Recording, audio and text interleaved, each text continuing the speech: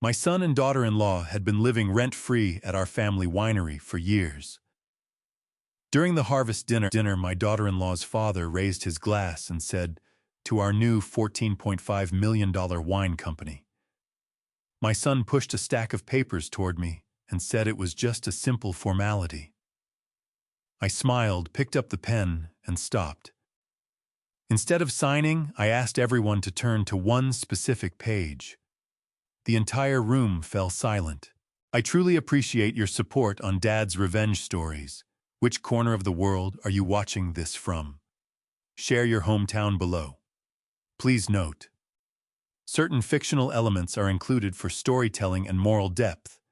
Any matching names or settings are accidental, yet the core takeaway speaks volumes." The night of the harvest dinner, the valley smelled like crushed grapes and wood smoke. Every October for 40 years, that smell had meant the same thing to me: another season survived, another vintage earned. But standing at the head of my own dining table watching strangers arrange themselves in chairs my wife Maggie had chosen at an estate sale in Sonoma back in 1991, I understood that this particular October was going to be different from all the others. There were 25 of them. Claire's people, her cousins, her college roommates, her father's business associates, people who had never once set foot on Callaway land until 6 months ago, when Ethan had begun sending out what he called founder invitations. They came dressed for a celebration.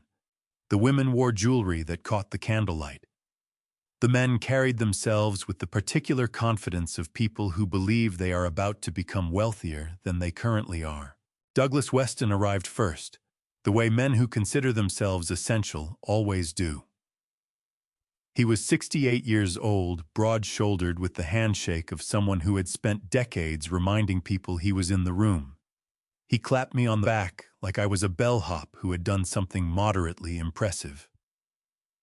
"Robert," he said, his voice filling the entryway, big night for all of us." "It certainly is, Douglas," I said. I meant it in a way he did not yet understand. Walter Pruitt was already inside. He had worked my cellars for 19 years, and he positioned himself near the east corridor with a glass of water and the expression of a man who has been carrying something heavy for a very long time and is finally close to being able to set it down. I caught his eye across the room. He gave me one small nod. Ethan stood at the far end of the table, looking exactly like what he had become, a man performing the role of someone who belongs somewhere. He wore the new sport coat Claire had bought him for the occasion. His hair was combed in a way it never was when he was a boy running barefoot between the vine rows with grape juice on his chin. He had rehearsed this evening. I could see it in the way he moved, the way he touched the backs of chairs, the way he smiled at people 2 seconds longer than natural. Claire circulated through the room with the efficiency of a woman who has organized this kind of event many times in her imagination before finally getting the chance to execute it. She had arranged the centerpieces herself, white hydrangeas and sprigs of rosemary in low crystal vases. Maggie had always used wildflowers from the property.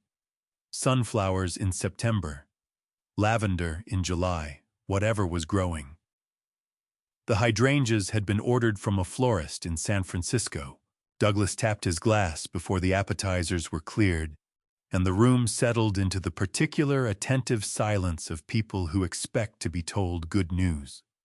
"I want to say a few words," he announced, rising from his chair with the gravity of a man delivering a commencement address. 18 months ago, my son-in-law Ethan came to me with a vision. A vision built on something real: 40 years of Callaway craftsmanship. A name that means something in this valley, and the kind of legacy that most families spend generations trying to build. He paused for effect, his eyes sweeping the room. "Tonight we celebrate the birth of something extraordinary. Ladies and gentlemen, to our new company, Callaway Heritage Vintners, $14.5 million of American excellence." The room erupted. crystal clinked. Someone near the window let out a whoop that belonged at a football game, not a dinner table. I did not raise my glass. Ethan was watching me from across the table. When our eyes met, something shifted in his expression. Not guilt exactly, more like the flicker of a calculation being revised. He reached beside his chair and lifted a leather portfolio onto the table. He slid it across the polished oak toward me with the smooth, unhurried motion of a man who has practiced the gesture. "Dad," he said, and his voice carried just enough warmth to sound like a son. "It's just a formality. Standard authorization paperwork. Transfer of operational oversight continuity documentation." Margaret already reviewed the summary pages. He was speaking about a different Margaret, not my attorney. He meant the notary his wife had hired. The room had gone very quiet. 25 people looked at me with the collective expectation of an audience waiting for an actor to deliver his line. I picked up the portfolio. I felt its weight heavier than a simple administrative packet had any reason to be. I opened the cover and turned the first few pages, slowly running my thumb along the edge of the paper, the way my father had taught me to handle contracts before I was old enough to read them. Take your time with anything someone is rushing you to sign. The faster they want the pen moving, the slower you move it. I reached for the pen Ethan had placed beside my water glass. I held it above the signature line on page 3. I smiled, not at Ethan, not at anyone in particular, but at the specific distance between what this room believed was about to happen and what was actually going to happen. And then I stopped. "Before I sign anything," I said, and my voice came out quieter and steadier than I had expected, "I'd like everyone at this table to turn to page 12. Ethan's jaw tightened, a movement so small that only a father who had watched that face for 41 years would have caught it. Claire's hand found the stem of her wine glass and gripped it. "Dad, that section is just the appendix," Ethan said. "Supplier documentation. It's not relevant to page 12. I said again, not louder, just clearer. For a moment, no one moved. Then Douglas Weston, with the reflexes of a man accustomed to reading contracts, flipped to the page. His reading glasses came out of his breast pocket. The room followed him the way rooms follow people who seem to know what they are doing. The silence that followed was the kind that has texture to it. I set the pen down on the table and folded my hands. "I built this winery the year Ethan was born," I said. "I have signed my name to a great many documents in this room over the past 4 decades.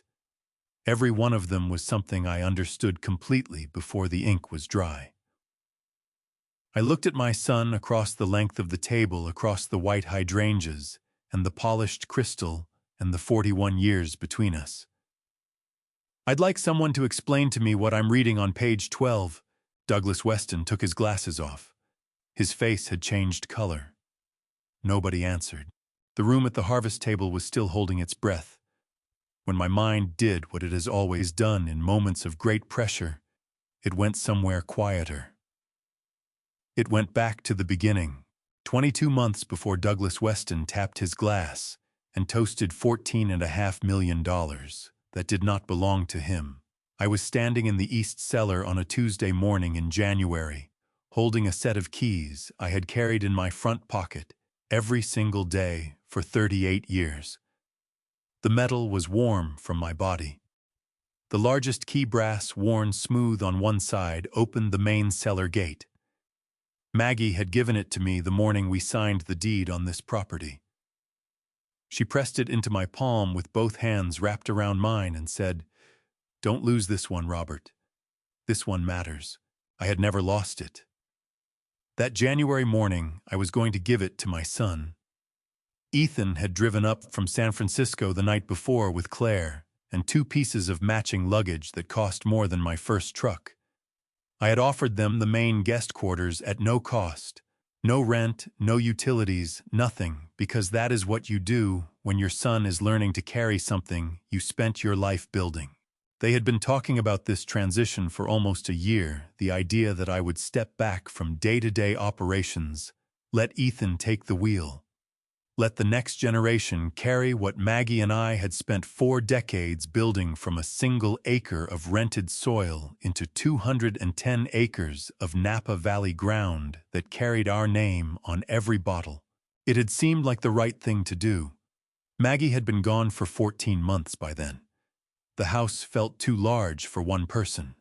The ledgers, the tastings, the supplier calls, the harvest logistics.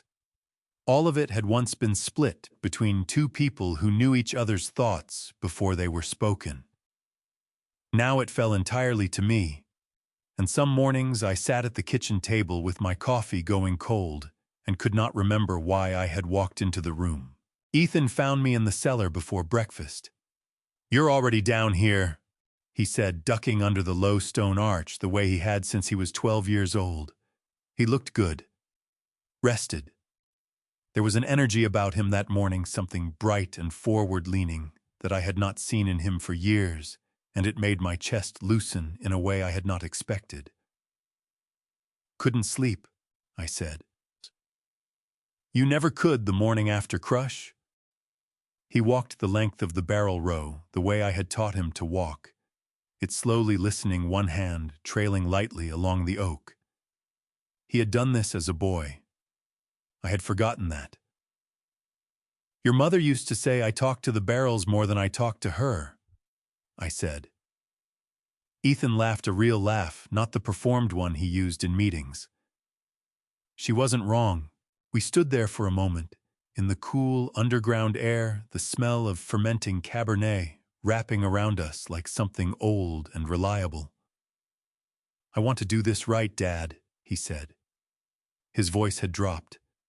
He was looking at the barrels, not at me, the way he always addressed difficult things, sideways, careful. "I know what this place means. I know what Mom put into it. I'm not going to treat it like a business school case study." I believed him. "That is the part I need you to understand." Standing in that cellar on that January morning with the brass key warm in my hand, I believed every word my son said to me. I held the key out to him. He took it with both hands. That detail matters to me now in a way it did not. Then the fact that he used both hands. Maggie had always said you could tell everything about a person by how they received something valuable. A man who grabs is a man who takes. A man who cradles is a man who keeps. Ethan took the key with both hands, and he looked at it for a long moment, and his eyes were bright, and I thought I saw his father and his mother both in his face at once. I was wrong about what I was seeing, but I did not know that yet. The first weeks went smoothly enough. Ethan sat in on supplier calls and took notes. Claire organized the administrative office and introduced a new filing system that I privately found confusing but said nothing about. They had dinner with me 3 times a week, and on Sundays we walked the vine rows together, and Ethan asked questions that showed he had been paying attention. The kind of questions Maggie used to ask in our first years, practical, specific, rooted in the actual dirt. Then March arrived. I walked into the production building on a Wednesday morning and found a man I had never met running a quality check on the spring bottling line. Young, efficient, clipboard in hand, moving through the facility with the comfort of someone who had been briefed extensively on its layout. "Who are you?" I asked. He looked up without any particular alarm. "Daniel Reeve. Claire brought me on as operational support last week. I went to find Ethan. He was on a call in the office, Maggie's old office, where her reading glasses were still in the top left drawer, because I had not been able to move them, and he waved me off with one finger. Raised the universal signal for not now, which I had never once used with my own father. I stood in the doorway and waited until he finished. "Who authorized a new hire?" I asked. "Dad." He set his phone face down on the desk. His voice carried the particular patience of someone explaining something to a person they consider slow. Daniel is just here to help with transition logistics. You don't need to be involved in every staffing decision. My hands tightened at my sides. Not in anger, not yet. In recognition. This is still my winery, Ethan, I said. He leaned back in the chair. Maggie's chair, the one with the worn armrest where she had rested her elbow for 26 years, and he looked at me with an expression I had not seen on his face before. Patient, immovable, slightly tired. "Of course it is, Dad," he said. Of course. That night, I sat at the kitchen table long after dark and thought about the way Maggie had said it once, years ago, about a business partner who had smiled too long during a negotiation. "Robert," she had told me, "when a man agrees with everything you say and changes nothing that he's doing, he has already decided you don't matter." I got up, washed my coffee cup, and went to bed. I did not sleep. By April, Ethan had stopped asking me things entirely. Not in a dramatic way, not with a conversation or a declaration or even an argument that I could have grabbed hold of and examined. It happened the way most slow losses happen, which is gradually and then all at once. One morning, I noticed that the production schedule posted on the cellar door was different from the one I had approved in February.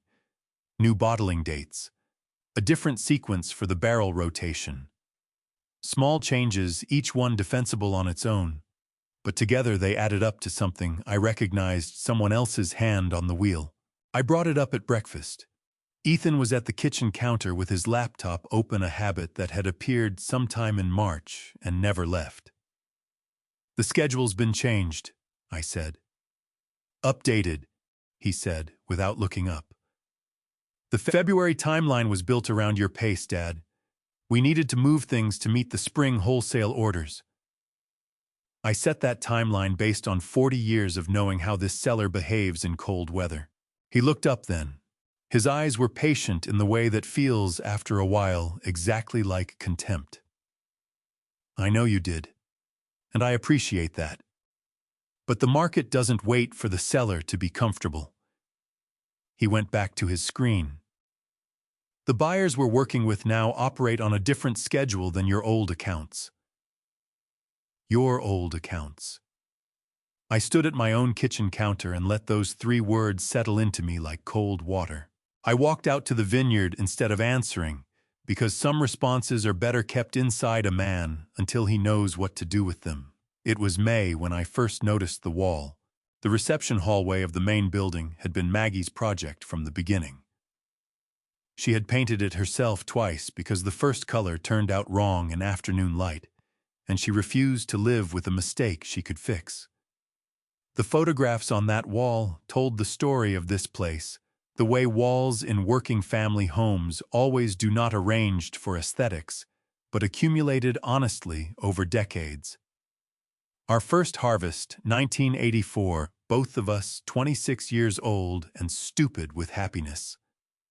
Maggie kneeling in the dirt to plant the first Cabernet rootstock with her bare hands, the mountains behind her still carrying snow. Ethan, at age 7, riding on my shoulders between the vine rows, squinting into the sun, and Maggie's portrait. The one from our 30th anniversary dinner, taken by a photographer friend of hers, who understood that the best portraits are made when the subject has forgotten the camera is there. She was laughing at something just outside the frame. She always laughed that way, fully, without reservation, like joy was something she had decided not to ration. That portrait had hung in that hallway for 16 years.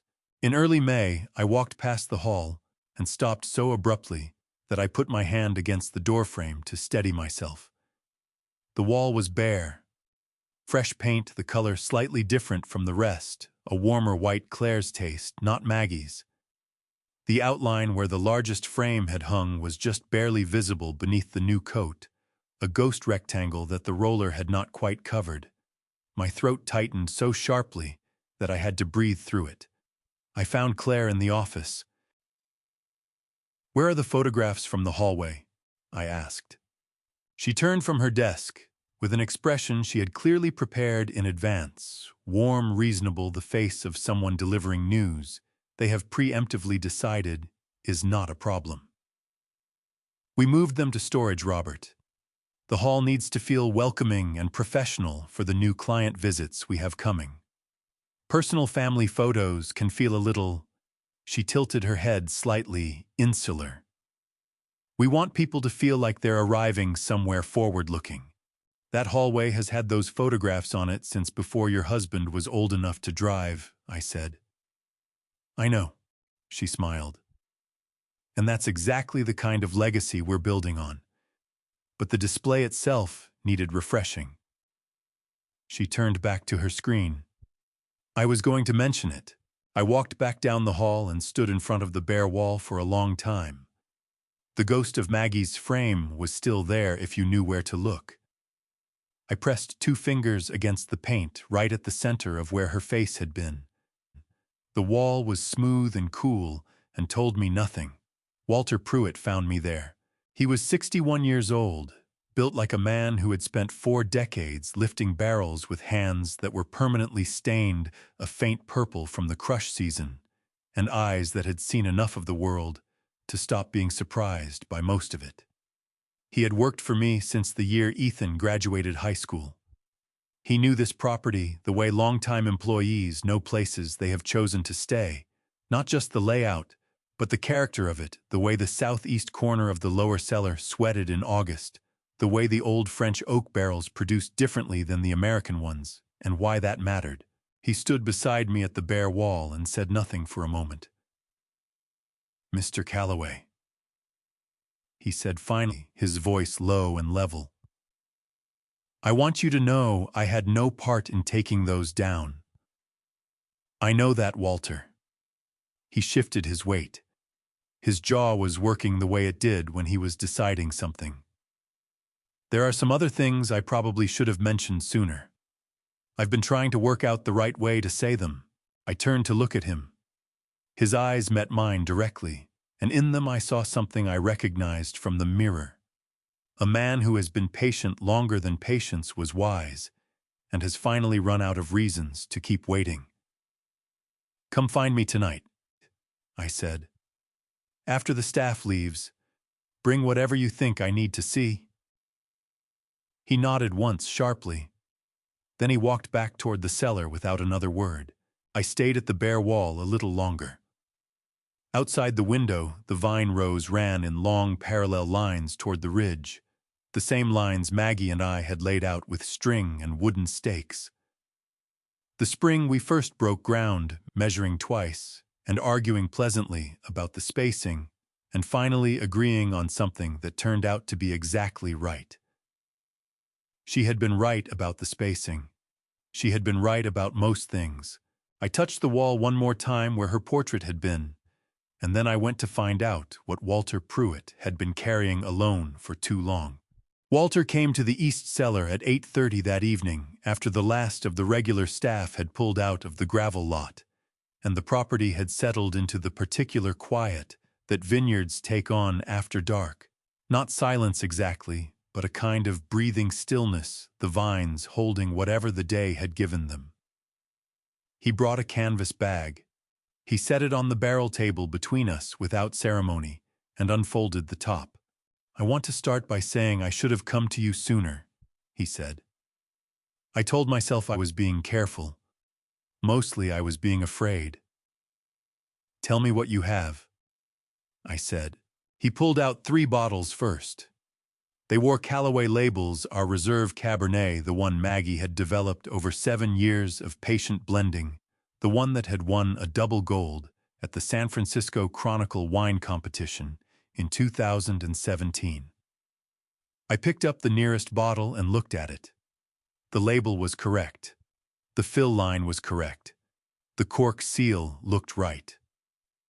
"Open it," Walter said. I did. I poured a measure into the glass he had brought and raised it to the light. The color was off, not dramatically, not in a way a casual drinker would catch, but in the way a man who has spent 4 decades learning how light moves through a properly aged Napa Cabernet would catch it. Too bright, too thin at the edges.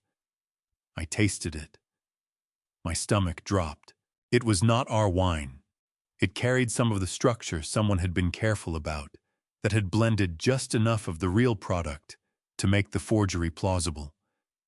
But underneath the top notes where the real character of a wine lives, it was flat, industrial. The kind of product that came out of a Central Valley bulk operation at $12 a case. "How long?" I asked. His hands were flat on the table and they were not entirely steady. He started small. A case here, 2 cases there, mixed into the regular shipments. By September, it was the majority of what was going out under the reserve label. Who else knows? Nobody said anything out loud, but some of the cellar crew noticed. Ethan told them the formula hadn't been adjusted, that you had updated the blend to modernize the profile. Walter's jaw tightened. "He used your name, Mr. Calloway, said it was your decision." The air in the cellar felt suddenly very close. I set the glass down carefully, the way you set things down when your hands are not entirely trustworthy. Walter reached into the bag again and produced a folded sheaf of papers, invoices printed on plain paper, the kind of documentation that is designed to look routine. 3 suppliers I had never contracted with. Purchase orders signed with a version of my signature that was close enough to fool someone who had never seen me sign my name in a hurry. I studied that signature for a long time. "Keep all of this somewhere he can't access," I said. "And Walter, if anyone asks what we talked about tonight, we discussed the spring barrel rotation."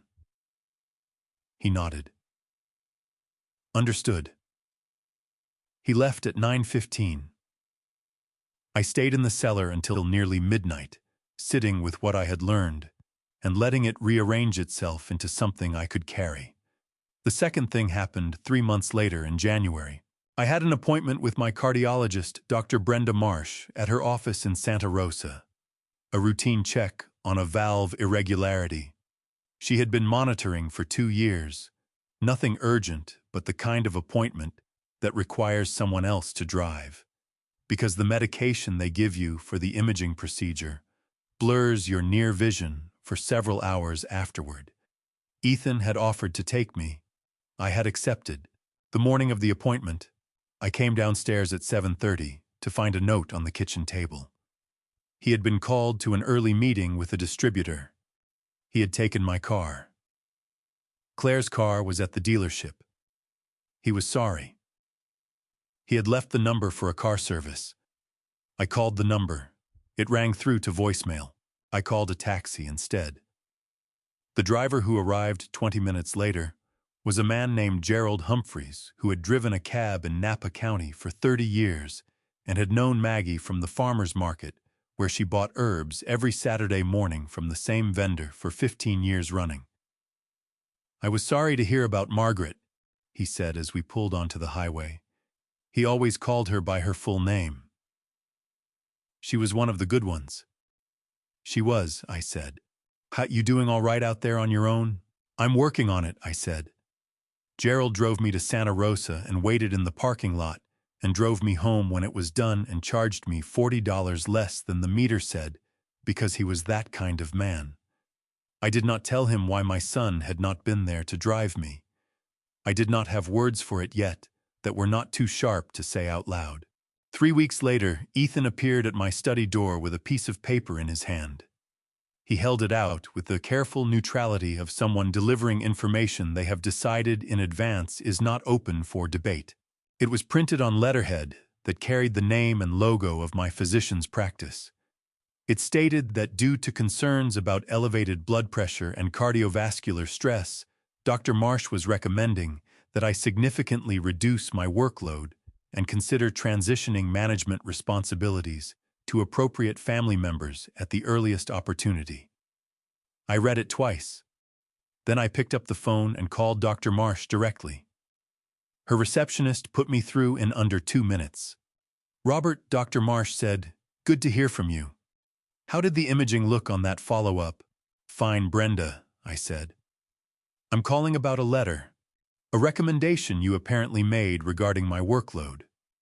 A pause. "I'm sorry. A letter on your practice letterhead, recommending I reduce my management responsibilities due to blood pressure concerns." Another pause, longer this time. "Robert, I have made no such recommendation. Your blood pressure at your last visit was 120/78. That is frankly better than mine. I would never write a letter like that without discussing it with you first. Can you send me what you have?" I looked at the paper in my hand. The logo was correct. The address was correct. The font matched the forms I had received from that office for 11 years. Someone had been very careful and not careful enough. "I'll scan it and send it over today," I said. I hung up the phone and sat very still for a moment. My chest was tight, not from the valve irregularity, but from the specific feeling of understanding something you had hoped was not true. Ethan was not just managing this winery. He was building a case to take it from me permanently. And he was building it one document at a time, the way a man constructs a wall brick by careful brick, until the person on the other side can no longer see over it. I put the letter in the same drawer where I had put Walter's invoices. Then I called my attorney. Before I tell you what Margaret Shaw said when I called her, I need to tell you about a green notebook. Maggie bought it at a stationery shop in St. Helena in the summer of 1996. It was a simple thing, Italian leather the color of a wine bottle held up to afternoon light, with a brass clasp that she kept polished, because she said a working tool deserved to be treated like something that mattered. She used it exclusively for the blending notes. Every experiment, every adjustment, every failed attempt, and every small victory was recorded in her handwriting. A handwriting so particular that I could identify it across a room, small and precise and slightly forward-leaning, the letters of a woman who knew exactly where she was going. She spent 12 years on the reserve blend. 12 years of harvest seasons of early mornings in the cellar with a glass in one hand and a pen in the other, of conversations with me that lasted past midnight, because she was trying to articulate something about the way two varietals behaved together that she did not yet have the language for. She pulled from Cabernet Sauvignon grown in 3 different blocks of our property because the soil composition changed meaningfully across the elevation. She added a small percentage of Petit Verdot for structure, in a proportion that I never saw her write down anywhere except in that notebook. When she finally had it right, the spring of 2008, 24 years after we planted the first vines, she opened a bottle at the kitchen table and poured 2 glasses and did not say anything for almost a minute. Then she said, "That's it, Robert. That's what I was trying to make." I can still hear exactly how her voice sounded when she said it. The notebook lived in a glass-fronted cabinet in my study. I had never photographed its contents, never typed a single line of it into a computer, never shared the formulation with any supplier or consultant or industry contact. It was the one piece of this business that existed entirely on paper in one place in one woman's handwriting. There was no backup because Maggie had believed that the things worth protecting should be protected by keeping them close, not by making copies. I believed that too, until I had reason not to. In June of 2023, Claire came to me with a renovation plan for my study. She presented it the way she presented everything, with a printed document, a color palette, a rationale that sounded entirely reasonable on its surface. The room needed better lighting for client meetings. The furniture arrangement was inefficient. The filing system was outdated. She wanted to bring in a contractor to open up the east wall. "I'd like to keep the room as it is," I said. She tilted her head, that particular tilt she used when she had already decided something and was waiting for the conversation to catch up to her decision. "Of course. I just thought since we're having the Hendersons tour the property next month, it would be good to have a proper meeting space that reflects where the company is headed. I agreed to let her repaint. Nothing else. 3 days later, I came back from the vineyard to find 4 men moving furniture into the hallway. The glass cabinet had been carried out and placed against the corridor wall, its door swinging open, the contents shifted and disordered. A painter was already laying dropcloths across the floor. My heart lurched so hard I felt it in my back teeth. I went straight to the cabinet. The green notebook was not there. I pulled every item out. Tasting records from the 90s. Old correspondence. A framed photograph of Maggie and me at a trade show in San Jose in 2003. The small brass key to the cabinet which had always hung on a nail inside the back panel. The notebook was gone. I asked Claire where it was. She said she had asked the movers to pack the cabinet contents into boxes for safekeeping, and the boxes were in the storage room at the end of the hall. I went to the storage room. I went through every box. I found everything else. I did not find the notebook. "Are you sure it was in the cabinet?" Claire asked when I came back. Her voice was measured and careful, in the way that voices are when the person speaking them has anticipated the question. Sometimes things get moved around without anyone realizing. I looked at her for a long moment. Her expression was open, cooperative, entirely helpful. Nothing in it cracked. "It was in the cabinet," I said. "It has been in that cabinet for 27 years. She shook her head slowly, sympathetically, as if I were reporting something sad that had nothing to do with her. "I'll ask the movers if they remember seeing it." She did not ask the movers. I know this because I called the moving company myself 2 days later, and the foreman told me no one from the household had contacted them with any such inquiry. I did not confront Claire again. I had learned something from the experience of confronting Ethan about Daniel Reeve. That confrontation with people who have prepared their defenses in advance only tells them what you know and gives them time to explain it away. Instead, I called Margaret Shaw. Margaret was 63 years old, a wine country attorney who had handled agricultural property law in Napa County for 31 years. She had written our original operating agreement in 2001, and she had a memory for details that made opposing counsel visibly uncomfortable in depositions. I had not called her for anything significant in nearly 4 years. "Robert," she said when she heard what I was describing. "How long has this been building?" "Longer than I admitted to myself," I said. "All right." I heard her chair shift, the sound of a legal pad being pulled across a desk. "Tell me everything from the beginning. And Robert, don't confront anyone else before we talk again. Not about anything." 2 weeks after I called Margaret, a catalog arrived in the mail from a winery in Sonoma County that I had never done business with. Their new reserve blend.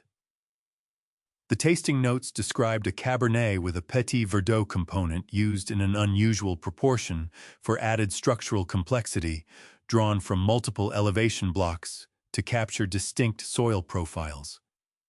My hands were shaking before I finished the second sentence. I read it again to make sure I had not misread it. I had not. The language was different.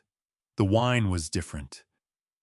But the architecture of what they were describing, the philosophy of it, the specific technical choices, was Maggie's. It was 12 years of her mornings in the cellar distilled into someone else's marketing copy. I called Margaret back the same afternoon. "Someone sold them the formula," she said before I had finished explaining. "Yes," I said. "Do you know who had access?" I thought about Ethan standing in my study in June. I thought about the glass cabinet with its door swinging open.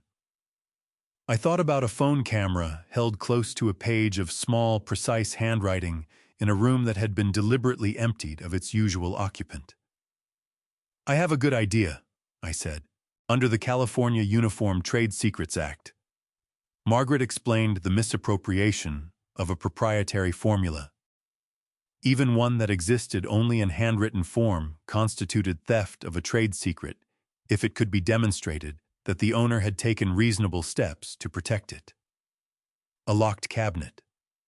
A single physical copy. No digital distribution. Maggie's precautions, which I had once thought were simply her nature, turned out to be exactly the right legal posture. Yeah. We'll need to establish the timeline, Margaret said, and we'll need to move carefully. If Ethan knows you're building a case, he'll start destroying things. I understand, I said. I hung up and sat at the kitchen table where Maggie had once spread her blending notes across every available surface and worked until the light changed. The table was clean now, orderly, nothing on it that she had touched. I put my hands flat on the wood and held them there until they stopped shaking. Margaret had told me not to confront anyone. She had not told me I could not watch. Watching, it turned out, was something I had always been reasonably good at. 40 years of running a winery teaches you to read environments the way other people read. Faces, the small variations in color and temperature and smell that tell you something important before the numbers do. A barrel that is losing pressure makes a sound 3 days before the leak becomes visible. A fermentation that is going wrong has a smell that arrives ahead of any measurable change in the chemistry. You learn to trust what your senses are telling you, even when you cannot yet explain it in language that other people will accept. I applied those same instincts to my son. By August, the pattern was clear enough that I could have charted it. Every Tuesday and Thursday afternoon, a delivery truck arrived at the service entrance on the north side of the property. Not our usual suppliers, not any name I recognized from 38 years of purchasing records. The truck was unmarked, which was the first irregularity, because every legitimate wine supplier I had ever worked with ran branded vehicles. The deliveries were signed for by Daniel Reeve, the young man Claire had hired as my supposed assistant, and the cases were moved directly into the East Cellar Annex, a room I had used for overflow storage and equipment maintenance, that Ethan had quietly rekeyed sometime in June. I knew about the rekeying because my copy of the annex key stopped working on a Wednesday morning when I went to retrieve a pressure gauge. I did not mention it to Ethan. I had a locksmith I had used for 20 years cut me a new key from the original blank that same afternoon, and I said nothing to anyone. The following Tuesday, after the delivery truck had come and gone, and Daniel Reeve had returned to the main building, I let myself into the annex. The cases were stacked along the north wall. I pulled one open and lifted out a bottle. No label. The glass was a lighter weight than our standard bottles, a cost-saving measure used by bulk producers, the kind of detail that a person who has handled wine bottles for 4 decades notices the way a carpenter notices grain. I opened it with the utility knife I kept in my jacket pocket and smelled it before I tasted it. Central Valley fruit, overripe, extracted, the kind of wine that is engineered to taste impressive for approximately 45 seconds before it collapses on the finish. It retailed, I estimated, for somewhere between $8 and $14 a bottle. Our reserve Cabernet retailed for $96. I put everything back exactly as I had found it. That evening I drove to Walter Pruitt's house on the eastern edge of town. He lived in a small craftsman bungalow that he had owned for 22 years, with a vegetable garden along the south fence that Maggie had always admired. His truck was in the driveway. The lights were on in the kitchen. He answered the door before I knocked a second time, as if he had been expecting me or someone. "Come in," he said. His kitchen smelled like coffee and wood smoke. He poured 2 cups without asking and set them on the table between us, and we sat the way men of a certain age and a certain shared history sit without needing to fill the space immediately. "Tell me why you waited," I said. Not as an accusation, as a genuine question, because I needed to understand it. Walter wrapped both hands around his mug. His knuckles were enlarged from decades of physical work, the joints permanently thickened, and watching him hold that mug, I thought about how much those hands had done for this property over 19 years. Just me, no one else. He told me he had documentation showing that I had taken 6 cases of the reserve home over the past 2 years, without authorization. Walter's jaw tightened. Said he had inventory records, a witness statement, the whole thing. Did you take them? He met my eyes. 4 bottles. Over 2 years.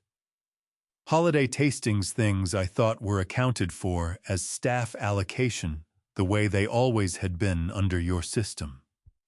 He paused. Under your system, Mr. Calloway, that was standard practice for senior cellar staff. You established it yourself in 2006. I know, I said. I remember. But Ethan said under his system it was theft, and that if I said anything to anyone about what I had seen in the East Annex, he would pursue it formally. Walter set the mug down. His hands were steadier than I expected. I have a daughter finishing her last year at UC Davis. I have a mortgage. I made a calculation that I am not proud of. I looked at him across the table for a moment. I said, I established that staff allocation policy in 2006, and I never rescinded it. Whatever Ethan told you, there is no legitimate case against you. What he described to you was not a legal threat. It was a method of control. Something shifted in Walter's face, not relief exactly, more like the release of a tension that had been held so long it had become structural. I should have come to you anyway, he said. His voice was rough at the edges. You're here now, I said. That's what I need. He got up and went to the back of the house. When he returned, he was carrying a shoebox, the old-fashioned kind, with a lid held on by a rubber band. He set it on the table and removed the lid. Inside were printed emails. He had screenshot them on his phone and printed them at the library, he explained, because he did not trust anything on the winery's network. 14 pages. Ethan's email address at the top of each chain, corresponding with a purchasing agent at a bulk wine operation in Fresno called Valley Floor Cellars. The emails detailed 18 months of transactions, purchase volumes, per case pricing, delivery scheduling, and in one exchange from the previous April, a specific instruction: keep the cases unlabeled until delivery. Use the service entrance on the north side coordinate with D. Reeve for receiving. The total volume represented in those emails I calculated on the back of a paper bag. While Walter refilled our coffee, amounted to approximately 4,200 cases of bulk wine purchased at an average of $11 per case and sold under our reserve label at $96 per bottle. The gross margin on that transaction before any other costs was roughly $1.4 million. Our customers, restaurants, private collectors, wine club members who had trusted the Calloway name for decades, had paid reserve prices for a product that bore no relationship to what they believed they were buying. Under the federal alcohol and tobacco tax and Trade Bureau regulations governing wine labeling, what Ethan had done constituted willful mislabeling, a federal violation carrying civil penalties and potential criminal referral. Under California Business and Professions Code, Section 17500, it was also fraudulent advertising, actionable in state court. I explained none of this to Walter that evening. I simply took the shoebox, thanked him, and told him to write down everything he remembered. Dates, quantities, anything Ethan or Daniel Reeve had said to him directly, and to keep the written record somewhere that was not his house. "What are you going to do?" he asked as I stood to leave. I pulled on my jacket and picked up the shoebox. "I'm going to let my son finish building what he is building," I said, "and then I am going to show him what it looks like from the outside." Walter stood at his front door as I walked to my truck, and when I glanced back, he was still there, one hand on the doorframe, watching me go with the expression of a man who has just set down something very heavy and is still adjusting to the feeling of his own hands being empty. I drove home through the valley in the dark, the shoebox on the passenger seat, and I thought about Maggie, who had always said that the most dangerous thing a dishonest person could do was underestimate a patient one. She had been right about that too. There is a particular kind of humiliation that arrives not with a shout, but with a clipboard. Claire handed it to me on a Saturday evening in September, after a client dinner she had organized in the main hall without consulting me about the guest list, the menu, or the wines being served. I had attended as a guest in my own dining room, seated at the far end of the table next to a man named Garrett, who worked in commercial real estate and spent the entire meal explaining to me why Napa Valley land was undervalued relative to comparable European appellations. I smiled and passed the bread, and said very little because Margaret had told me to be unremarkable at events like this, and I had learned by then that following Margaret's instructions was almost always the correct decision. After the last guests had said their goodbyes, and the catering staff had begun clearing the long table, Claire appeared at my elbow with the clipboard. It was a printed list, formatted neatly with checkboxes down the left margin. Robert, she said, with the warmth of someone who has decided in advance that what they are about to do is a kindness. I thought it would be good to give you something structured to help with the wrap-up. You always say you like to feel useful. I had never said that. Not once in 68 years. The list read as follows: stack the folding chairs along the east wall, wipe down the serving tables, collect the linen napkins into the hamper by the kitchen door, check that the side entrance was locked, and remove the remaining wine bottles from the ice buckets and return them to the cellar. I stood holding that clipboard in my own dining room, in the building my father had helped me frame in 1986 with the mortgage paid off, and my name on the deed, and 38 years of harvest seasons in the walls around me, and I read the list twice. Pete Navarro was still in the room. He was 54 years old, had worked our bottling line for 16 years, and was one of those employees who stayed late. Not because anyone asked, but because he considered it a point of personal integrity to leave a space better than he found it. He was straightening chairs at the far end of the table when Claire said what she said, and I watched his hands stop moving on the chair back. He did not look up, but his knuckles went white against the wood. "Clanimro," I said, keeping my voice at the same register I used when discussing barrel rotation schedules. "I appreciate the thought. I think Pete and the catering crew have the cleanup well in hand." "Of course." She took the clipboard back with a smile that did not change temperature. "I just thought, since you're always saying you want to stay involved—" "I am involved," I said. "I own the building." She laughed lightly, as if I had made a small joke, and went to find Ethan. Pete Navarro looked up at me from the far end of the table. His eyes were steady and dark, and in them I saw something I recognized: the carefully maintained composure of a working man who has witnessed something he considers a fundamental violation and is deciding what to do about what he has seen. He gave me a single, slow nod, the kind that means more than agreement. Then he picked up his chair work where he had left it and did not say another word, because Pete Navarro understood without being told that sometimes the most important thing a witness can do is remember clearly and keep working. The following Thursday, I walked to the production building at 9 in the morning for a standing meeting. I had attended every Thursday for 31 years. The building was a converted stone structure that predated the winery itself, built in the 1890s as a fruit drying facility with walls 2 feet thick and a floor that stayed cool in August. My father had always said that the best buildings in California were the ones that had already survived something. The door was closed.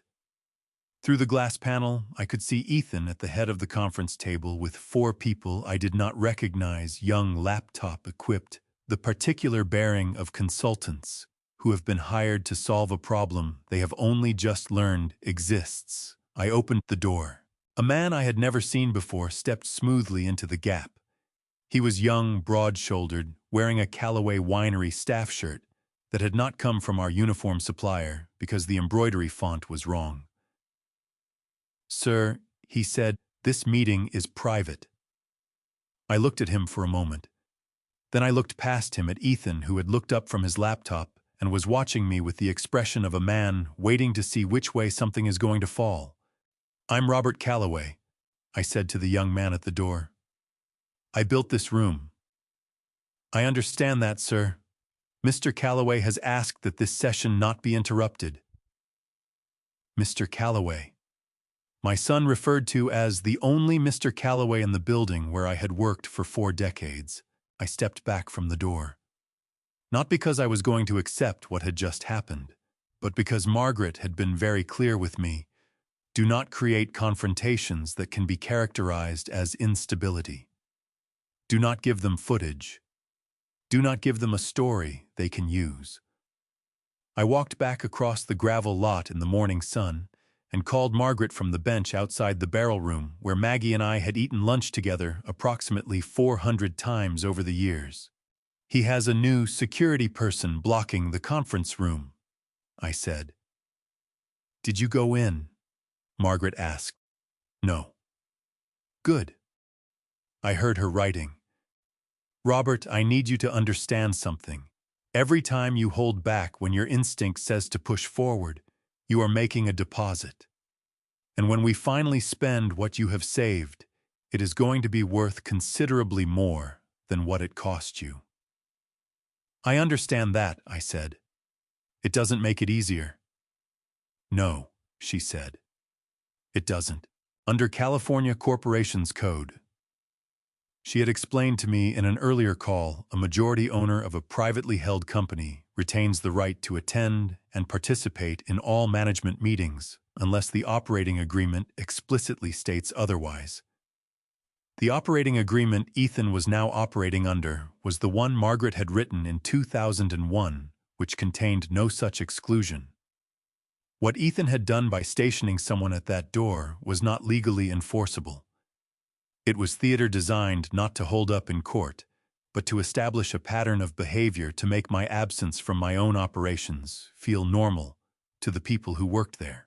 I understood this intellectually. Understanding something intellectually and feeling it in your body when a young man in the wrong uniform tells you that you cannot enter a room you built are 2 different experiences. Daniel Reeve passed me on the gravel path on his way to the production building.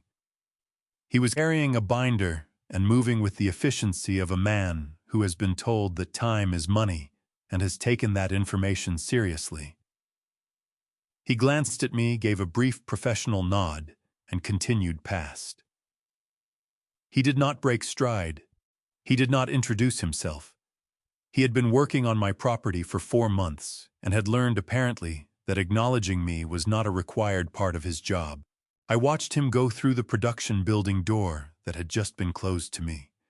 Then I took out my phone and sent Margaret a text message with one line, "Whatever you need from me to accelerate this, I am ready to provide it." She responded in 11 minutes, "I know. Keep watching. We are almost where we need to be." I put the phone in my pocket and sat on that bench in the morning sun for another few minutes, in the place where Maggie and I had eaten 400 lunches, and I breathed in the smell of the valley dry grass and oak and the faint mineral edge of the soil that had been underneath everything I had built for 40 years. It was still there. Whatever else had changed the ground was still there. Claire introduced them as old friends of her parents, which was the kind of explanation that is designed to foreclose further questions. Their names were Boyd and Renee Harrison. They arrived on a Thursday afternoon in mid-October in a silver Range Rover with a San Francisco parking permit on the dash and 2 pieces of luggage that suggested a stay of approximately 1 week. Boyd was 51, with the particular build of a man who had spent his career at desks but taken up weekend cycling late enough in life that it had not yet fully reshaped him. Renee was younger, sharp-eyed, with the attentive stillness of someone who is cataloging information in real time and has learned not to let it show on her face. Claire brought them through the main house with the ease of a woman conducting a tour of a property she considers her own. She showed them the guest suite on the second floor, the terrace off the south side, the view of the lower vineyard blocks from the upstairs window. I stood in the kitchen doorway and watched Boyd Harrison look at that view for approximately 15 seconds longer than a man admiring scenery would need to. "A beautiful property," he said, turning to me with a handshake that arrived too quickly to be entirely social. "You must be very proud of what you've built here." "I am," I said. "Have you spent much time in wine country?" "Some," he said. "We have clients up here occasionally." He said clients, not friends. Claire, standing 2 feet away, did not correct him. That evening I called Margaret. "A couple named Harrison," I said. "Boyd and Renee. Claire says they're family friends." He said the word clients in the first 90 seconds. "Harrison," Margaret repeated. I heard her keyboard. "Boyd Harrison. Harrison and Associates commercial and agricultural property brokerage offices in San Francisco and Sacramento. They have handled 3 significant Napa Valley land transactions in the past 4 years, 2 of them involving vineyard acreage over 150 acres. The kitchen felt very quiet. "How long are they staying?" Margaret asked. Claire said a week. "All right. Do not ask them to leave. Do not change anything about how you interact with them. And Robert, walk your property every morning while they are there. All of it. Take your time. Let them see you doing it." I understood what she meant. A man who walks his land every morning is a man who is present, attentive, and not going anywhere. It communicates ownership in a language that does not require legal documentation. I walked all 210 acres every morning for 6 days. Boyd Harrison, I noticed, was also walking. Not the social wandering of a houseguest who wants fresh air, but the systematic movement of someone covering ground with a purpose, checking fence lines, noting access roads, pausing at the irrigation infrastructure, with an expression of professional assessment. On the 3rd morning, I came around the south slope of the lower block and found him standing at the edge of the oldest section of the vineyard, the section we called the Heritage Rows, where the vines were 39 years old and the trunks had grown thick and gnarled as old rope. He had his phone out and was photographing them. He heard my footsteps on the dry ground and lowered the phone with the smooth casualness of someone who has been caught doing something and has decided that confidence is the better response to being seen. "Remarkable age on these vines," he said. "What rootstock?" 110R, I said.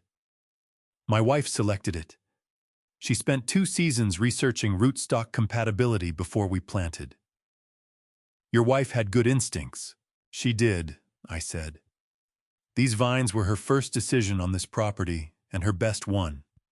She planted the first 12 herself by hand in March of 1985. The rest went in over the following 2 weeks. I looked at the rows, at the heavy old trunks, and the bare canes in the October air. She said she wanted to know what it felt like to put something in the ground that would outlast her. Boyd Harrison had no response to that. He put his phone in his jacket pocket and said something about the morning air and walked back toward the house. That afternoon, I went to the property office and pulled the master plot map from the filing cabinet where it had lived since 1984. It was a large format document folded into quarters, updated periodically, as we had acquired adjacent parcels over the years. I spread it on the table and examined it. Someone had been at it recently. The fold lines were wrong, refolded in the opposite direction from the way I always stored it, a habit so consistent over 40 years that the paper had developed permanent creases I could read like a signature. And in the lower left quadrant, covering the Heritage Rows and the 2 adjacent blocks that brought the total to approximately 60 acres of the oldest and most valuable growing ground on the property, someone had drawn a faint pencil rectangle. Inside the rectangle in handwriting I did not recognize were 4 words. Phase 1, Harrison Associates. My chest did not tighten this time. My hands did not shake. Something colder happened instead, a kind of clarifying stillness, the way the air goes very quiet in the minutes before a significant weather system arrives. Maggie had planted those vines. She had knelt in this ground in March of 1985 with dirt under her fingernails and planted 12 rootstock cuttings with the particular care of a woman making a promise to something. She had come back every morning for 3 weeks to water them by hand until she was certain they had taken. She had watched them through every drought and frost and difficult vintage for 39 years, and when she was sick in her last autumn, she had asked me to bring her out to the Heritage Rows in the evening so she could sit with them. Someone had drawn a pencil rectangle around that ground and written the name of a real estate brokerage inside it. I photographed the map with my phone, refolded it exactly as I had found it, and returned it to the cabinet. Then I went to find Nora Finch. Nora was 52 years old and had kept our books for 11 years, with a precision that I had always found quietly reassuring, the kind of accountant who caught errors before they became problems and asked questions that other people had not thought to ask yet. She had an office in the administrative wing, small and orderly, with a window that looked out over the barrel storage building. She was at her desk when I knocked, and she looked up with an expression that told me she had been expecting this visit for some time. "Close the door," she said, before I had said anything. I closed it. She turned to her monitor and pulled up a spreadsheet I had never seen before. The header read, Property Valuation Phase 1 and Phase 2. Phase 1 covered 60 acres of Heritage Row vineyard land, estimated market value $4.2 million. Phase 2 covered the remaining acreage of our oldest blocks, estimated value $2 million additional. Total combined valuation appended at the bottom in bold, $6.2 million. Below the valuation table was a line item I had to read 3 times before I believed it. Broker commission Harrison and Associates, 7% of gross sale price. When was this created? I asked. The file was first saved to our internal server 8 weeks ago, Nora said. Her voice was level, but her hands were pressed flat against the desk, in the way that hands press flat when the person they belong to is working very hard to keep the rest of themselves equally flat. Under Ethan's login, I found it when I was reconciling the Q3 operating accounts and noticed a storage folder I didn't recognize. Has anyone else accessed it? Claire's login pulled it twice, 3 weeks ago and again last Monday. I stood at Nora's window and looked out at the barrel storage building which my father and I had built over a single August weekend in 1991 with 4 friends, a rented forklift, and more optimism than expertise. Beyond it, invisible from here but permanent in my mind, were the Heritage Rows. Nora Sakum. I said, I need you to do something for me. And I need you to do it in a way that leaves no trace on our internal network. She reached into her desk drawer and produced a small external hard drive. I already started, she said. Nora Finch had worked in small spaces her entire career, and she had learned to make them count. Her office in the administrative wing was 9 feet by 11 feet, with a window that faced northeast and caught good morning light, for approximately 2 hours before the barrel storage building blocked it. She had arranged the space with the precision of someone who understands that order is not an aesthetic preference, but a functional one. Every file within reach, every surface with a purpose, nothing on the desk that did not belong there. In 11 years, I had never seen a coffee cup left out overnight in that office. I had never seen an unfiled document on her chair. When I came back the morning after, she showed me the valuation spreadsheet She had 3 folders arranged on the desk in a row, left to right, with a yellow legal pad beside them and a pen placed parallel to its edge. She was already at her desk when I arrived at 7:15, and the office smelled like fresh coffee and something else, the particular tension of a person who has not slept well and has decided to be productive about it anyway. "Sit down, Robert," she said. She had never called me by my first name in 11 years. The shift in register told me everything I needed to know about how seriously she was taking what came next. I sat. She opened the first folder. "I want to start with what I found in the Q2 reconciliation," she said, "because that is where it began. And I want you to understand that when I first saw it, I told myself it was a data entry error. I told myself that for approximately 6 weeks before I stopped believing it. The first irregularity had appeared in April, a recurring monthly expense coded under the category Elder Care and Household Support, with the notation R. Calloway beside it. The amount was $4,712 per month, consistent across 7 months, totaling $32,984 by the time Nora had first flagged it internally. She had gone to Ethan directly. That she told me, her voice dropping to a register that was almost entirely flat, with the effort of keeping it steady, was the mistake she would not repeat. "He told me it covered your medication, your household maintenance, a part-time home health aide," she said. "He had documentation, printed receipts, vendor names, a signed authorization." She paused. "The authorization had your signature on it." "But I have no home health aide," I said. "I have not had one. I take 2 medications, both of which cost less than $40 a month at the pharmacy in town." "I know that now," she said. "I didn't verify it then.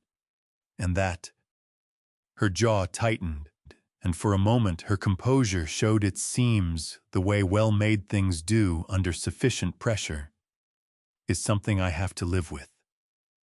She turned to the second folder. By the time Nora had gone back through 14 months of records with the specific intention of finding things rather than reconciling them, the total had grown considerably. The elder care line item alone had accumulated $127,000 across 18 months, beginning 3 weeks after Ethan had taken operational control in January of the previous year. But the elder care account was only the beginning. There were additional irregularities: a consulting fee paid to a firm called CRW Strategic Advisors, $42,000, across 3 payments for services described in the paperwork as brand development and market positioning. Nora had searched the California Secretary of State's business registry. CRW Strategic Advisors had been registered 8 months prior with one listed officer, Claire Renata Weston, her maiden name the name she had used before she became Claire Calloway. Nora watched me read that. "She billed the winery," I said. $42,000, Nora said. "For work that, as far as I can determine from the deliverables listed in the contract, consisted of a 12-page brand document and 3 meetings." I looked at the registration printout. Claire's signature at the bottom, her maiden name, the address of her parents' house in Marin County listed as the business address. She had incorporated it 11 months before she and Ethan had come to me about the operational transition. 11 months before, while they were still living in San Francisco, while Ethan was still calling me every Sunday evening to talk about the harvest. I put the paper down. I did not trust my hands with it for more than a moment. "There is one more thing," Nora said. She opened the third folder with the careful deliberateness of someone who has been deciding all morning how to deliver what is inside it. In September, Ethan called me into his office. He told me that a routine audit of our expense records had revealed discrepancies that could be traced to my reconciliation process. He said company leadership, meaning himself since he had taken control of daily operations, had the authority to pursue the matter formally if it became necessary. Her voice had not changed pitch, but her hands, which she had kept flat on the desk through everything else, came up now and pressed together in her lap, the knuckles pulling white.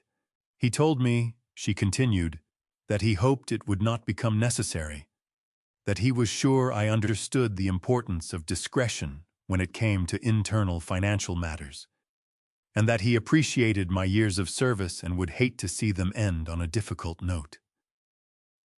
The room was very quiet for a moment. "Nora," I said, "what discrepancies did he describe?" She met my eyes. "There were none.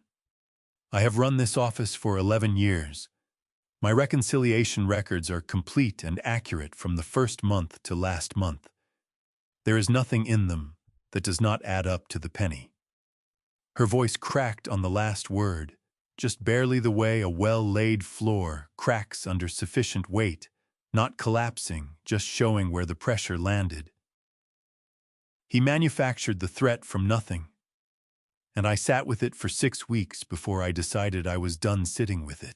Under California Corporations Code, Section 309, I knew from my conversations with Margaret, an officer or director of a corporation who diverts company funds for personal use without proper authorization, violates their fiduciary duty to the corporation and its shareholders.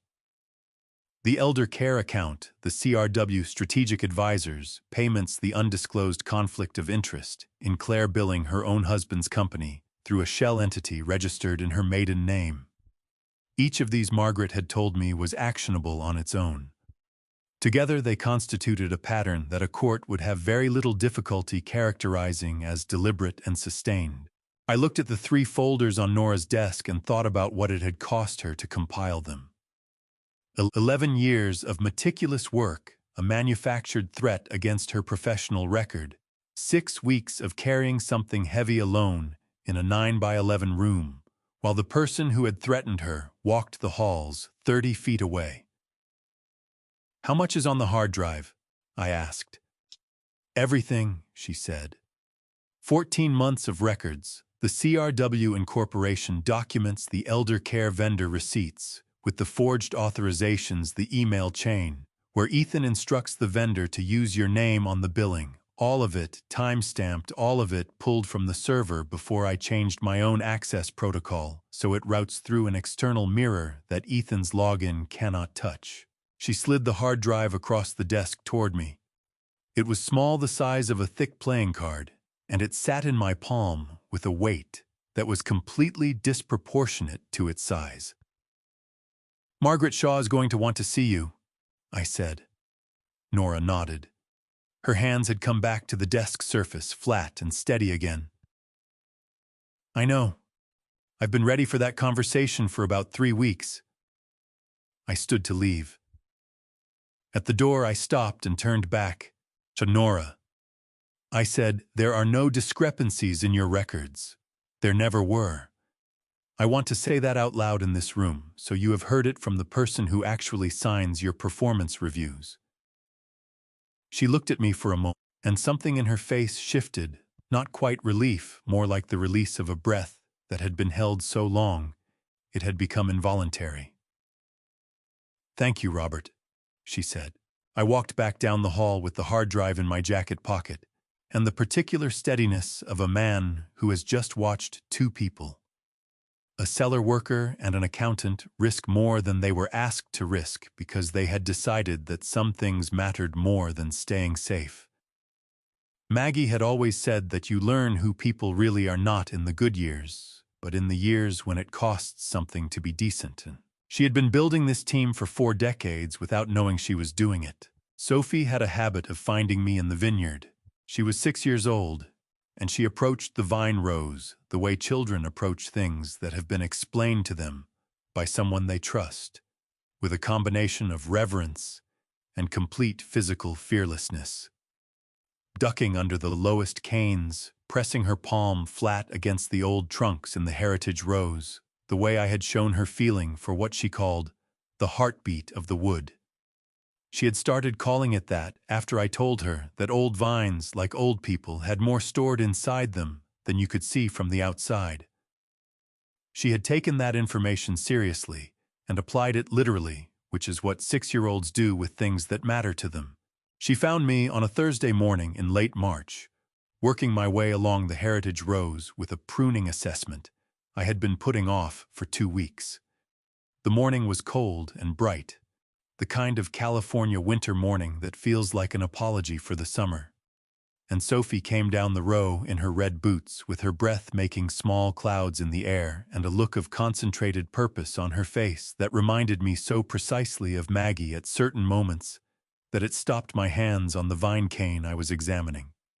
"Grandpa," she said, arriving in front of me and looking up with the directness that children have before the world teaches them to approach things sideways.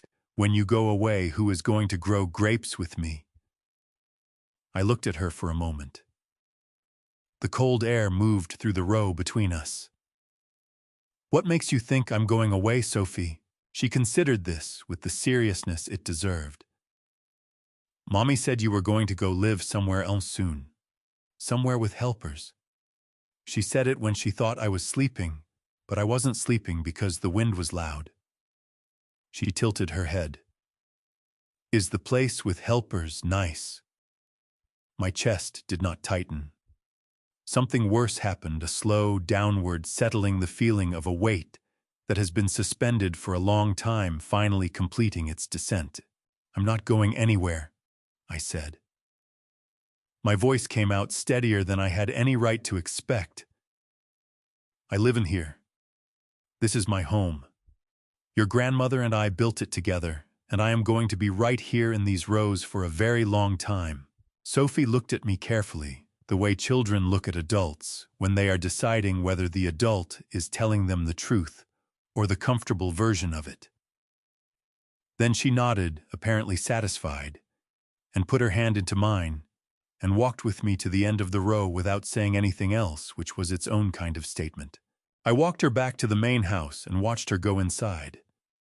Then I stood in the gravel lot for a moment, with my hands in my jacket pockets, and looked at the building where my son and daughter-in-law had been living for the past 26 months, rent-free in the home my father had helped me build. And I understood something that I had been circling for weeks without landing on directly. They were not planning to wait much longer. I went to Ethan's office when I knew he was in the city. He drove to San Francisco on Tuesdays and Thursdays for meetings. He did not discuss with me a pattern that had established itself over the past 4 months. The office door was unlocked. I had not expected it to be, and then I had, because people who believe they have already won sometimes stop being careful about the small things. His laptop was on the desk, closed but not powered down. The charging light pulsed slowly at the corner, the way a sleeping thing breathes. I opened it. The screen came up without a password prompt, which told me either that he had disabled the lock screen or that he had been in the middle of something when he left and had not expected anyone to come in. I was not going to take anything. I was not going to change anything.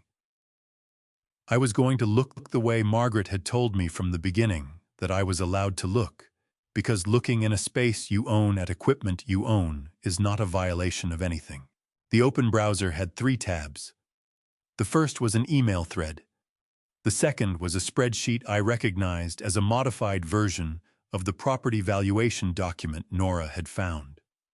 The third was a folder in our shared company drive labeled RC Assessment Preliminary.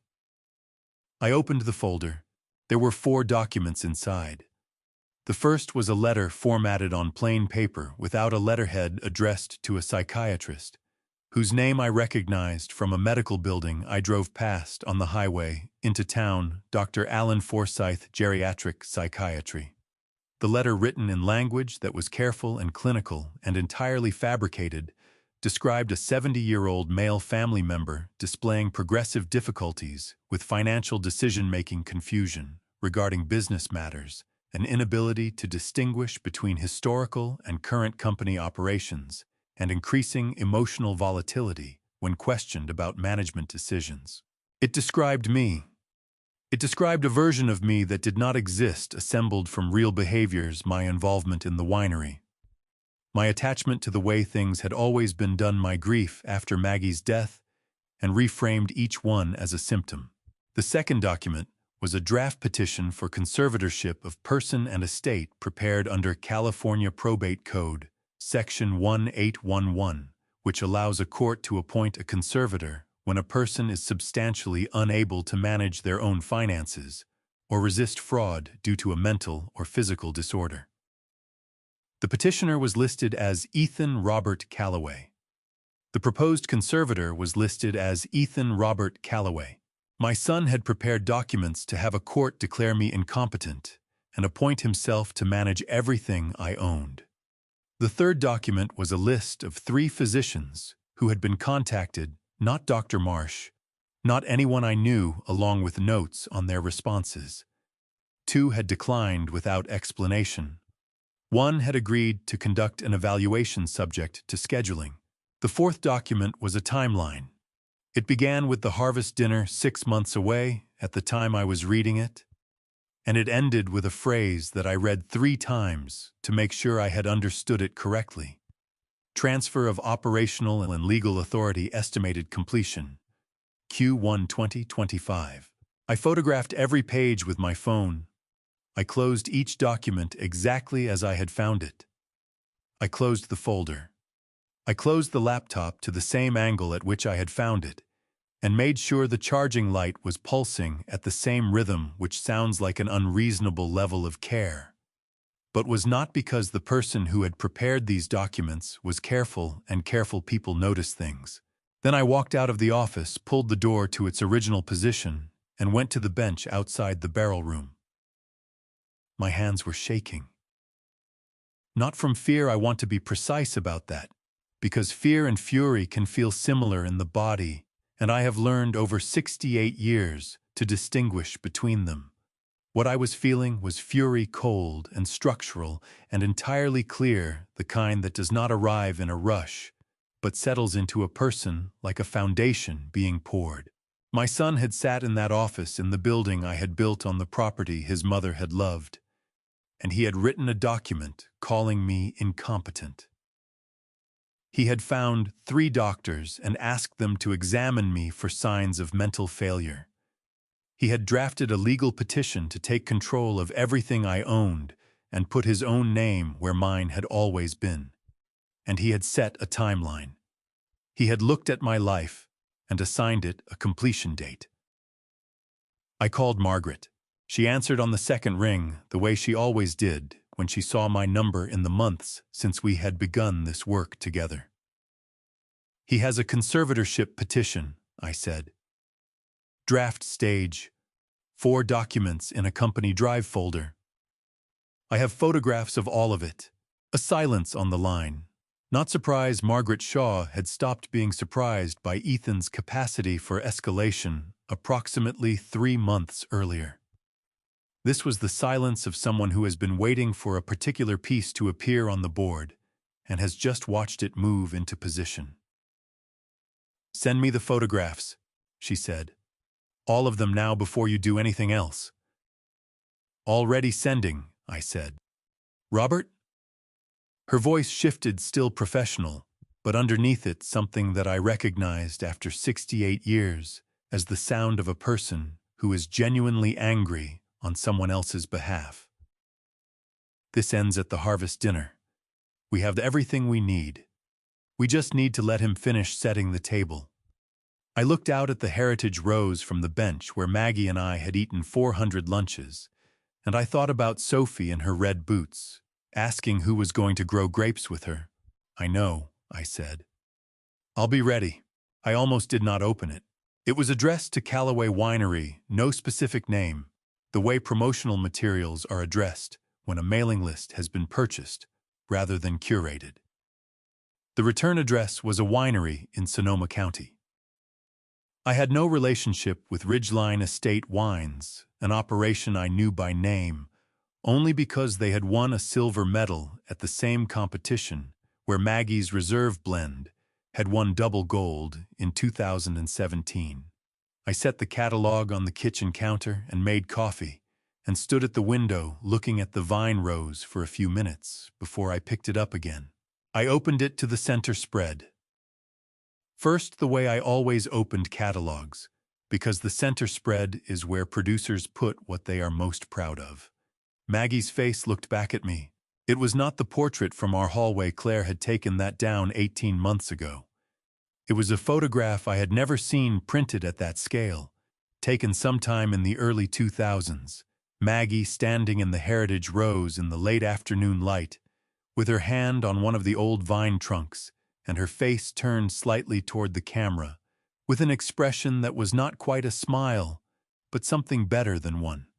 Someone had found this photograph I did not know, from where, did not know which device or archive or personal collection it had been pulled from, and printed it across 2 full pages of a glossy catalog for a winery she had never heard of. Beneath the photograph, in a typeface designed to suggest heritage and permanence, were the words, "Built on a legacy of Napa Valley excellence." Our reserve program honors the pioneering tradition of California's finest family vineyards. And below that, in smaller text, that I had to hold the page closer to read, developed in partnership with Callaway Heritage Vintners under the visionary direction of Ethan Callaway. I put the catalog down on the counter. I picked up my coffee. I put the coffee down without drinking it. I picked the catalog up again and read the smaller text a second time, and a third, because there are moments when the mind refuses to accept what the eyes are reporting and requires additional confirmation before it will proceed. My wife's face, her photograph, her image taken without permission from wherever Ethan had found it, placed in a commercial document for a business partnership she had never agreed to, in a catalog mailed to wine industry contacts across Northern California, with my son's name printed beneath hers as the visionary responsible for the legacy she had spent her life building. My throat closed so completely that I had to set everything down and walk to the back door and stand outside in the September morning with my hands on the railing of the small porch until I could breathe normally again. The air smelled like dry grass and the first faint suggestion of smoke from somewhere east of the valley. I stood there for what was probably 4 minutes and felt the particular grief of a man who has been patient for a long time and has just found the specific thing that tests whether patience has a limit. It does. I want to be honest about that. It does have a limit, and Maggie's face in that catalog was very close to mine. I went back inside and called Margaret. She picked up before the second ring. I read her the text beneath the photograph without introduction or context, because she had enough context by that point to understand immediately what she was hearing. "Send me the catalog," she said. "Physical copy today, overnight mail to my office." "There is more," I said. "Turn to page 7. She could not turn to page 7 because she did not have the catalog in front of her, so I read it to her instead.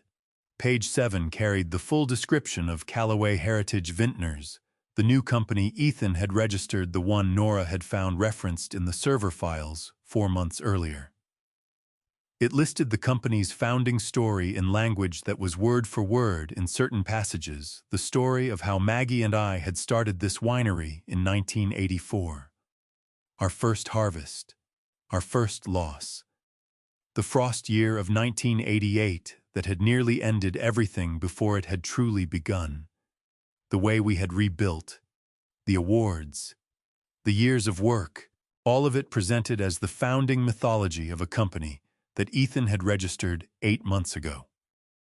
The company valuation listed in the investor materials on page 9 was $14.5 million. The basis for that valuation was explicitly and in print the 40-year reputation of the Callaway family winemaking tradition, a tradition the document noted now carried forward under new leadership into its next chapter. Under California trademark law, Margaret explained, when I had finished reading, the unauthorized commercial use of a person's name likeness and biographical narrative for financial gain constitutes misappropriation of identity and where an established brand is involved. Infringement of trade dress the overall commercial image that consumers associate with a particular source of goods. Ethan had not simply borrowed Maggie's story. He had incorporated it, registered it, assigned it a dollar value, and sold shares of it to investors without the knowledge or consent of the person whose life had created it. He had sold pieces of his mother to raise money. How much has he raised? I asked. The investor materials list a funding target of $1.8 million across 48 units, Margaret said. Based on what I can see in the documentation, Nora provided approximately $1.4 million has been committed. The majority of it from Douglas Weston's family network. Douglas Weston. Claire's father, the man who had clapped me on the back like a bellhop at his daughter's dinner parties, who had toasted my winery as his investment at every family gathering for the past year. He had put his family's money into a company built on a story that was not his, a legacy that was not his, a woman's face that he had no right to use. Does Douglas know the company's valuation is based on my family history and Maggie's reputation? I asked. Based on the investor communications Nora copied, Margaret said he was told the partnership with Callaway Winery was fully authorized and actively supported by you. I looked at the catalog on my kitchen counter. Maggie's face on the center spread. The late afternoon light on the heritage rose behind her. Her hand on the vine trunk she had planted in March of 1985. Margaret. I said, I want this finished at the harvest dinner.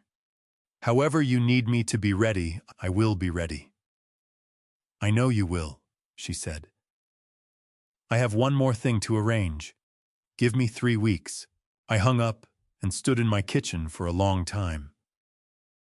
Then I took the catalog and placed it carefully in the filing cabinet in my study, in the folder behind the photographs of Maggie that I had retrieved from storage after Claire had taken them off the wall, the folder I had labeled in Maggie's own green pen that I had found in her desk drawer, simply ours. It belonged there. Whatever else Ethan had taken or tried to take that catalog, and the face on its cover belonged in that folder with everything else that was ours and always had been. There is a particular discipline required to sit across the dinner table from someone who is planning to take everything you own and pass them the bread. I had not understood this before February of 2024. I understood it completely by September. 8 months is a long time to know what you know and say nothing about it. 8 months of Sunday dinners where Ethan talked about the winery's future in the language of a man who has already written the deed over in his mind. 8 months of watching Claire rearrange the spaces in my house, by increments, a different chair here, a new lamp there, the slow replacement of the particular with the general until the rooms began to feel like a place that was being prepared for someone else. 8 months of walking the heritage rows every morning and knowing that someone had drawn a pencil rectangle around them and assigned them a broker's commission. I had one bad night in April. I want to be honest about it, because I think honesty about the difficult parts is the only thing that makes the rest of it worth telling. It was a Tuesday, and Ethan had come home from San Francisco with the particular brightness of a man who has had a good meeting. And at dinner, he talked about expansion plans and new distribution channels and a tasting room renovation that would, in his words, bring the property into the current century. He used the word "our" 17 times. I counted because counting was something to do with the part of my mind that was not engaged in keeping my face arranged in the expression of a man who is interested but not alarmed. After dinner, I went to the east cellar alone, and I sat on the barrel table in the dark for a long time, and I thought about whether what I was doing, the patience, the documentation, the careful accumulation of evidence in preparation for a single decisive moment, was wisdom, or whether it was simply the behavior of a man who was afraid of what would happen if he stopped being patient. I did not reach a clean answer that night. What I reached instead was the memory of something Maggie had said to me in the difficult year of 2003, when a distributor we had worked with for 11 years had walked away to a competitor and taken 40% of our wholesale accounts with him. And I had wanted to respond immediately and loudly, and she had put her hand on my arm and said,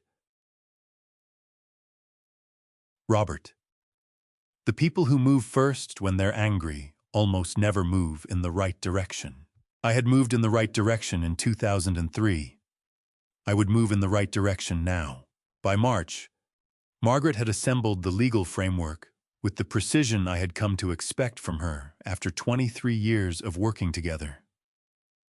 She had filed a preservation notice with our company's registered agent requiring that all digital and physical records be maintained in their current state, a standard legal instrument under California Evidence Code, Section 1552, that prevented Ethan from deleting or altering any company documentation without exposure to sanctions for spoliation of evidence. He did not know the notice existed. It had been filed quietly through channels that did not require his awareness, and it meant that every email, every spreadsheet, every server file that Nora had identified was now protected by court authority regardless of what Ethan did or did not do with his login credentials. In April, Walter met with Margaret for the first time.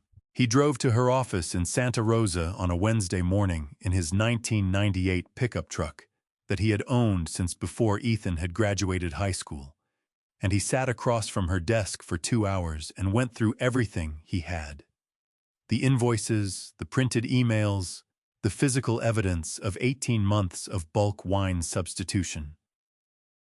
Margaret told me afterward that Walter had arrived with the shoebox organized by date and cross-referenced with a handwritten index that he had prepared himself at home at his kitchen table over 3 evenings. She said she had been practicing law for 31 years, and that the shoebox was one of the cleaner pieces of documentary evidence she had received from a non-attorney witness. I was not surprised. Walter Pruitt had been doing careful work in careful order for 19 years.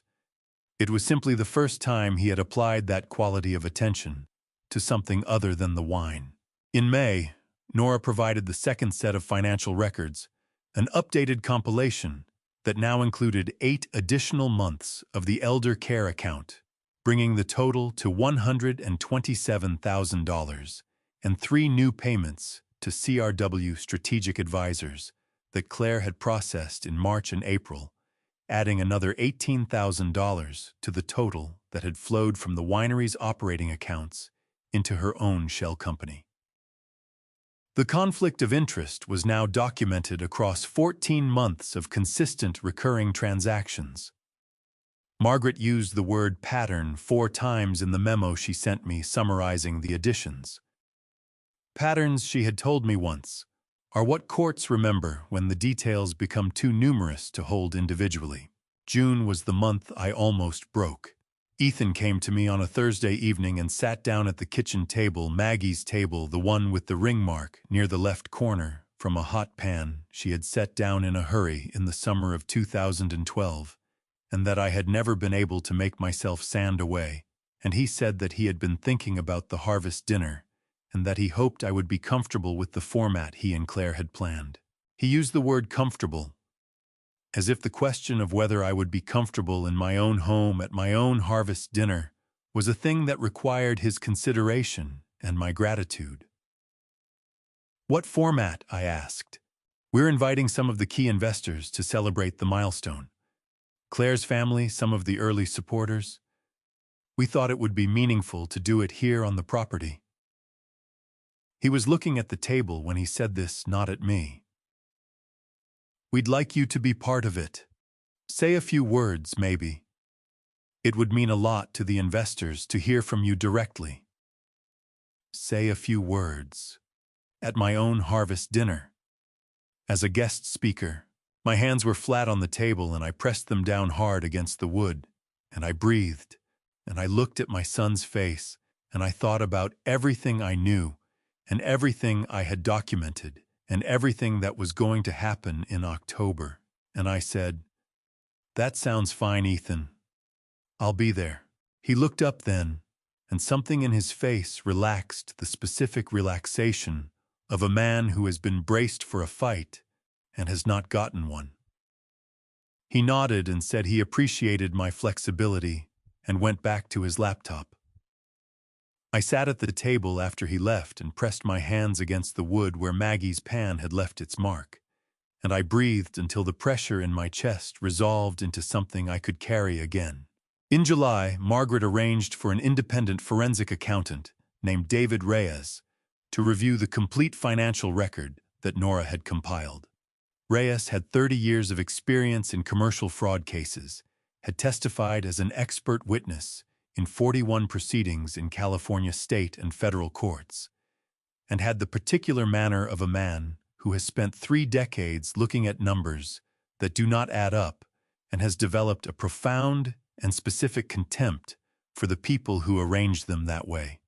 He reviewed Nora's compilation over 3 days and produced a 40-page report that Margaret described to me as, in her words, airtight. By August, we had everything: the bulk wine substitution records from Walter, the financial fraud documentation from Nora and Reyes, the conservatorship petition drafts from Ethan's own laptop, the forged medical letter, the property valuation files, the catalog with Maggie's face, the investor materials misrepresenting my authorization. 14 months of evidence organized and certified and ready. Margaret called me on the last Thursday of August and said 4 words that I had been working toward for the better part of a year. "We are ready, Robert." I walked out to the Heritage Rose that evening and stood between the old vines in the late summer light, the trunks thick and permanent around me, the ground under my feet solid with 39 years of root growth.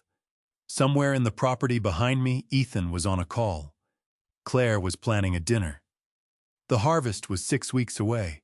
I looked at the vines Maggie had planted with her bare hands, and I said out loud to no one in particular, or perhaps to someone in particular, who was no longer there to hear it in the conventional sense, "We're almost done."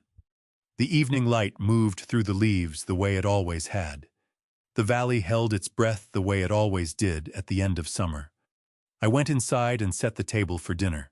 The evening before the harvest dinner, I went to the east cellar at 7 o'clock and did not tell anyone where I was going. This was not unusual. I had been going to the east cellar alone in the evenings for 40 years, long before Ethan had changed the lock, and long after I had changed it back, and the habit was deep enough in my body that it required no decision, only the pull of the place itself, the smell of it, the particular quality of silence underground that is different from any other silence I have encountered in 68 years of living. Above ground, silence is the absence of sound. Below ground, in a working cellar, silence is a presence. It has weight and temperature, and the faint organic undertone of fermentation and oak and time. And it reminds you, if you are the kind of person who needs reminding, that what you are doing here is not merely commerce, but something that takes years to become itself and cannot be rushed without being ruined. I had 1 bottle left from Maggie's final personal blend. She had made it the autumn before she was diagnosed, 12 bottles, a small experimental batch she had never named, and never released something she had made for the pleasure of making it, and for no other reason. I had been keeping the last bottle in the back of the lower rack behind a row of 2019 Cabernet that would not be ready to open for another 4 years. I had been saving it without being entirely sure what I was saving it for. I understood now. I opened it with the corkscrew I had carried in my jacket pocket since 1986. A simple waiter's corkscrew, the kind that costs $8 at any kitchen supply store, that Maggie had given me the first harvest season, because she said a winemaker who could not open his own bottles was a contradiction in terms. The cork came out cleanly. It always did with her wines. She had understood the relationship between what goes into the bottle and how it behaves when it comes out, and she had applied that understanding to every decision she made in the cellar. I poured a measure into the glass I had brought and held it up to the single work light above the barrel table. The color was deep and clear, garnet at the center moving to ruby at the edge, the way a properly aged wine holds light rather than simply transmitting it. I sat with it for a moment, before I drank the way she had always sat with a new wine before tasting, not from ceremony, but from the genuine desire to look at what she had made before she asked it to do anything else. I drank it slowly. It tasted like the vineyard in September. It tasted like the particular mineral quality of our soil in the lower heritage blocks, the one that took us 15 years to understand, and another 10 to fully coax into expression. It tasted like Maggie's patience, which was a different quality from my patience. Hers was active and curious, where mine tended toward the stoic. And it tasted underneath everything like the kind of sadness that has had enough time to become something else, something that still carries the weight of what it came from, but no longer requires you to set everything down to hold it. I was still sitting there at 8:15 when I heard Walter's footsteps on the stone stairs. He ducked under the arch, the way he always had, with the automatic economy of a tall man who has navigated that particular clearance 10,000 times. And he carried two things, his jacket over one arm and a thermos of coffee in his other hand, because Walter Pruitt had worked early mornings in cold cellars for 19 years and had learned that the body's needs do not suspend themselves for significant occasions. He set the thermos on the barrel table and looked at the open bottle and the glass in my hand and said nothing for a moment. "Last of hers?" he asked. "Last one," I said. He sat down on the other end of the barrel table and poured himself a cup from the thermos, and we sat in the cellar together the way two men sit when they have known each other long enough that the space between words does not require filling. After a while he said, "I've been thinking about what I should have done differently. Walter, let me say it." His voice was level, but there was something underneath it that had been there since the night he had come to me with the shoebox, and that I recognized as the specific discomfort of a man who holds himself to a standard and has failed to meet it. I watched it happen for 14 months. I told myself I was protecting my daughter, protecting my position, that the timing wasn't right, that I needed more certainty before I said anything. He wrapped both hands around the coffee cup. "The truth is that I was afraid, and I let that fear cost you things that cannot be fully repaid. The green notebook. The months of your reputation being used to sell something that wasn't yours. Time that you spent not knowing what was happening in your own house. The cellar was very quiet around us. You came when it counted," I said. "I came later than it counted," he said. I looked at him across the barrel table, this man who had spent 19 years doing careful and honest work on my property, who had organized his evidence in a shoebox with a handwritten index, who had driven his old truck to Santa Rosa to sit across from my attorney and give her everything he had. Whatever calculation he had made in the months he had been silent, whatever fear had held him back, the person sitting across from me was not defined by the delay. He was defined by what he had done when the delay ended. Fauditor. I said Maggie had a way of assessing people that I have come to think was more accurate than my own. She said that the people who show up when it costs them something are the only ones worth keeping. You showed up. It cost you something. That's enough. His jaw worked for a moment. He looked at the floor. "She was a good woman," he said. His voice had gone rough at the edges, the way voices go when the words being spoken are doing double duty, saying one thing and meaning something larger. "She was the best person I knew," I said. "And tomorrow, We are going to finish protecting what she built. We sat for another half hour in the cellar without speaking much. Walter refilled his coffee. I finished the last of Maggie's wine slowly over many minutes, paying attention to every stage of it, the way it opened as it warmed, the way the finish lengthened, as the evening deepened, the way it remained entirely itself from the first sip to the last, which was the thing about Maggie's wines that had always distinguished them from everyone else's. They did not perform. They simply were what they were from beginning to end, without apology and without pretension. At 9:30, I walked Walter to the cellar stairs. "Get some sleep," I told him. "You too," he said. He paused at the bottom of the stairs with one hand on the stone wall. "Mr. Calloway, whatever happens tomorrow, I want you to know that working here has been the best 19 years of my working life. Not because of the wine, though the wine is extraordinary." He looked at me directly. "Because of the people who made it worth making." He went up the stairs. I listened to his footsteps cross the floor above me, and then the sound of the exterior door, and then nothing. I rinsed the glass under the small utility sink in the corner, and dried it with the cloth I kept on the rack beside it, and set it back in its place on the shelf. I took the empty bottle and held it for a moment. The last thing Maggie had made with her own hands in this cellar, now empty, now finished the work of it, complete. I set it on the shelf beside the glass. I turned off the work light. I went upstairs to bed, and for the first time in longer than I could accurately remember, I fell asleep before midnight, and did not wake until morning. I woke at 5:15 without an alarm the way I have woken every morning for 40 years. The valleys was still dark. I dressed without turning on the light, found my boots by feel, went downstairs, made coffee and stood at the kitchen window while October light came up over the eastern ridge, slow and deliberate, the way things arrive when they have learned from the vines that patience is not a virtue, but simply the correct relationship with time. By 7, I had walked the Heritage Rows and eaten oatmeal at the kitchen table. By 8, the catering van had arrived.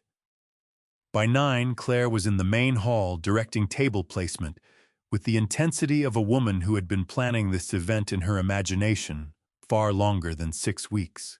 She had ordered white tablecloths. Not our harvest linens, the warm cream ones Maggie had chosen in 2005, that we had used every October since. These were bright white. Hotel white. The white of a room trying to belong to no one in particular. She had ordered tropical flowers that had nothing to do with this property. And she had ordered a projection screen positioned exactly where Maggie's vineyard photograph had hung, until Claire took it down 14 months ago. I went to find Walter. He was in the east cellar moving through the morning inventory with the unhurried competence of a man whose work has become a form of meditation. "Everything in position?" I asked. "Everything," he said. "Nora's in the administrative wing. David Reyes is meeting Margaret at the gate at 2:30. The process server has been confirmed." I breathed in the smell of the cellar-cool stone oak, the slow chemistry of wine becoming what it was going to be, and went back upstairs. Douglas Weston arrived 2 hours early in a charcoal suit and a tie the color of old burgundy, carrying a leather portfolio and the particular energy of a man who considers himself the senior presence in any room. He shook my hand with both of his. "Today is a big day, Robert. A genuinely big day." "It certainly is, Douglas," I said. "Come in. There's coffee in the kitchen." He moved through the hall, nodding at the white tablecloths, picking up the printed program Callaway Heritage Vintners Founders Celebration Harvest Dinner, with the satisfied expression of a man examining a document he expects to make him money. He did not know the photograph on the program cover was one I had taken myself on a Sunday morning 3 autumns ago. Someone had pulled it from my phone's camera roll without asking. I set the program down and went for more coffee. By 1 o'clock, The house was filling cousins, college friends, business associates, all dressed for a celebration they had already decided to believe in. I shook every hand. I offered the real wine from bottles Walter had pulled from our actual cellar stock, because whatever else was happening in that house, I was not going to serve guests something that was not what it claimed to be.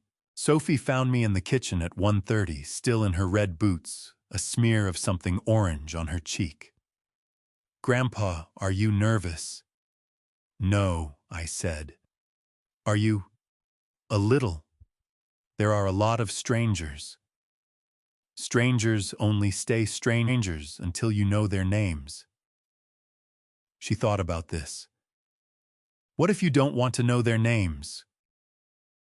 I laughed a real laugh, the kind that surprised me in the middle of that particular afternoon. "Then you stay close to the people you already know." She took my hand. I felt the small weight of her fingers in mine and thought about Maggie kneeling at the Heritage Rose in March of 1985, and I understood that whatever happened in the next 3 hours, this was what it had all been for. Not the winery, not the land. This hand, this child in red boots who wanted to grow grapes with me. At 2:45, 25 people took their seats under a projection screen showing 210 acres that belonged to me. Ethan opened his leather portfolio, checked something inside, closed it, with the small, satisfied motion of a man who believes he has thought of everything. He had not thought of everything. Walter caught my eye from the doorway. One nod. Nora was visible through the glass panel of the corridor laptop, open hard drive plugged in. Douglas Weston rose to his feet and reached for his glass. I folded my hands on the table and waited. Before I reveal the shocking truth on page 12 and the decisive confrontation that silenced the entire room right here on Dad's Revenge Stories, leave a comment with the number 12 or the word justice below, so I know you're still following along. Also, please note, the upcoming sequence contains creative fictional elements crafted for entertainment and moral insight and is not intended as historical documentation.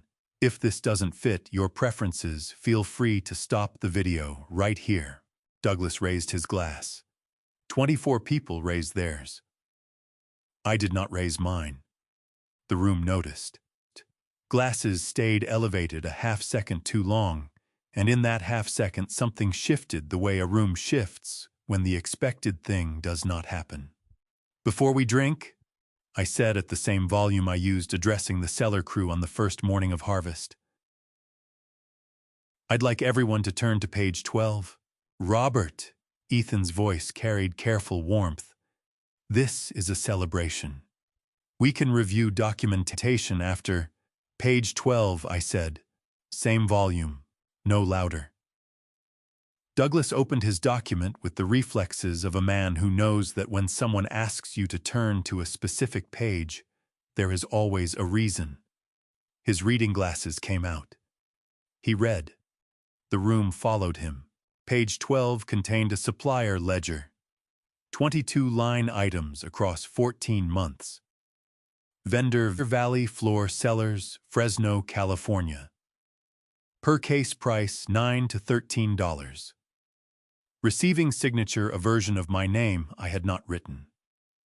The color left Douglas Weston's face starting at the jaw and moving upward.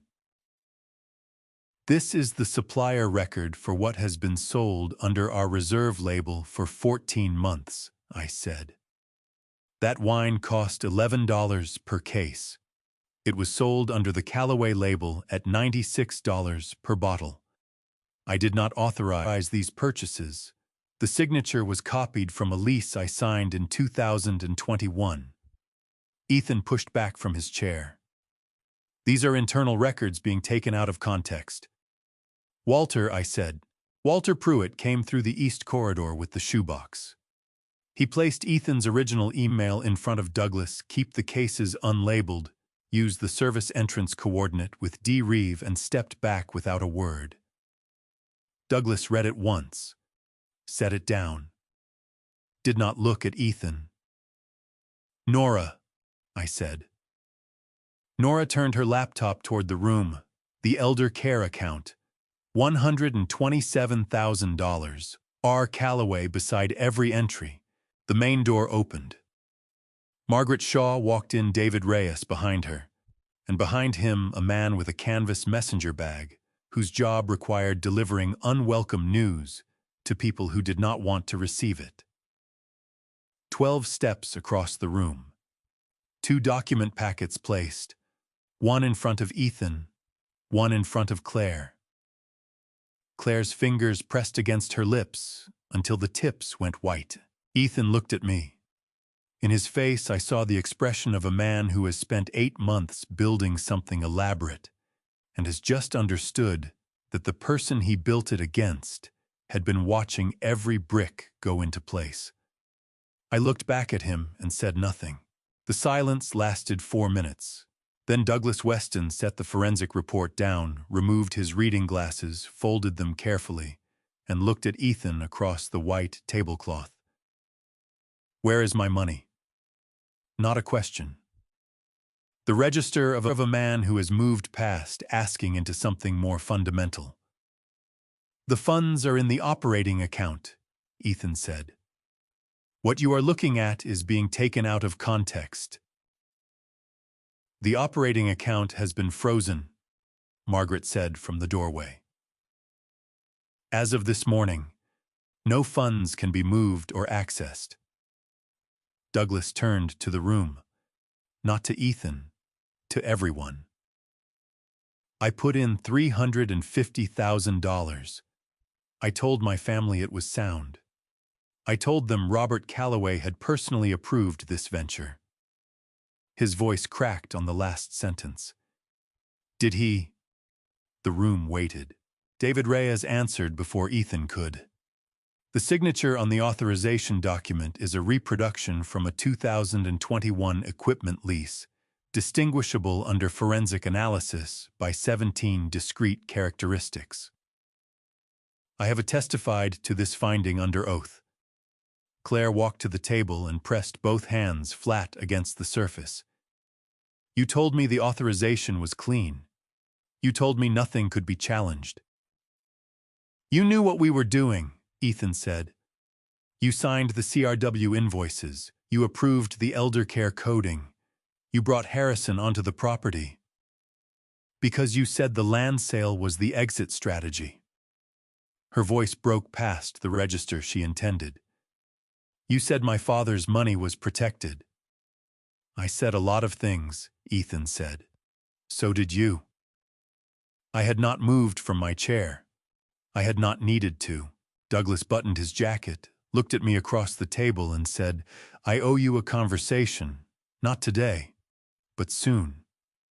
"Whenever you're ready, Douglas," I said. He left. 5 others followed within minutes. I stood and looked at what remained of the room. The food shouldn't go to waste. Ethan, Claire, Sunday at 5 o'clock. Claire's voice came out raw and small. "And go where?" I looked at her for a moment. "That," I said, "is the first question in a long time that is entirely yours to answer."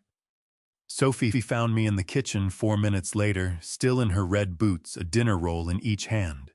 She held one out. I took it. Margaret found me at 8:15, after the last guests had gone and Walter was clearing the tables, and Nora was in the administrative wing, compiling what David Reyes would need for the formal proceedings beginning the following week. She walked me through the revocation of Ethan's operational authority, a document I had signed 3 weeks earlier in her Santa Rosa office dated for today. As of this evening, Ethan Calloway had no legal standing to act on behalf of Calloway Winery in any capacity. Under California Corporations Code Section 702, revocation of an agent's authority is effective immediately upon notice. The process server's delivery at the dinner table constituted that notice in front of 25 witnesses. "He has no legal ground to contest it," Margaret said. "The conservatorship petition was never filed." Dr. Marsh's cognitive evaluation found no impairment. He built a case on the assumption that you were not building one. That is not a position that survives contact with a court. She left at 8:45. I went out through the back door and found Ethan standing at the edge of the Heritage Rose, in the dark hands in his pockets, the posture of a man who has come to a place because he did not know where else to go. We stood together without speaking for a long time. "I needed something to be mine," he said finally. "Something that wasn't just handed to me." "And then you should have built something," I said. "There was never a version of this where you had to take. There was always a version where you could have asked." His shoulders dropped, not in defeat, but in the specific way of a man setting down something he has carried too long. "I don't know how to fix this," he said. "That's where you start," I said. I put my hand on his shoulder. "Not forgiveness. Something older." He put his hand over mine for a moment, then dropped it and walked back to the house. I stayed in the Heritage Rose until I could no longer hear his footsteps. Then I went inside and washed the dishes from the dinner nobody had planned to eat and dried them and put them away. By December, the winery had a new operating agreement. Walter Pruitt's name was in it. So was Nora Finch's. Not as employees, as stakeholders with a modest but real ownership interest in the company they had helped protect. Formalized through a structure that Margaret had drafted and that I had signed on a Tuesday morning in her Santa Rosa office with the particular satisfaction of a man who is putting something right that should have been right a long time ago. Maggie's portrait went back on the wall the same week. Not a copy, not a reprint, the original retrieved from the storage box where Claire had placed it 16 months earlier, rehung on the same nail in the same light where it had always belonged. The new succession plan specified that no single person could hold controlling interest without the agreement of an independent board that included long-term employees. Margaret called it a lock that could not be picked by a marriage. I called it what Maggie would have called it, common sense applied late, but applied correctly. On a morning in January, Sophie came to find me in the Heritage Rose. She was wearing her red boots and carrying a small trowel that had belonged to Maggie, one that had lived in the garden shed for 11 years, and that Sophie had apparently decided with the quiet authority of a 6-year-old who knows what she wants, now belonged to her.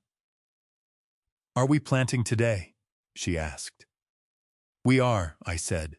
We knelt together in the cold January ground, Sophie and I, and we pressed new rootstock into the soil of the Heritage Rose with our bare hands, the same ground where Maggie had knelt in March of 1985 and made her promise to something that would outlast her. It had outlasted her. It was going to outlast all of us. Sophie patted the dirt down with the flat of her small palm and looked up at me with the expression of someone who has just done something that matters and knows it. "A Maggie's wine," I said quietly, more to the ground than to her, "takes time." Sophie nodded seriously. "Everything good does," she said. "If this grandpa story's taught me anything, it is that dignity does not require an audience." I fought for what Maggie and I built, not with anger, but with patience and truth. I believe God places the right people beside us exactly when we need them. Walter, Nora, Sophie, each of them a reminder that loyalty still exists if you have spent a lifetime worth being loyal to.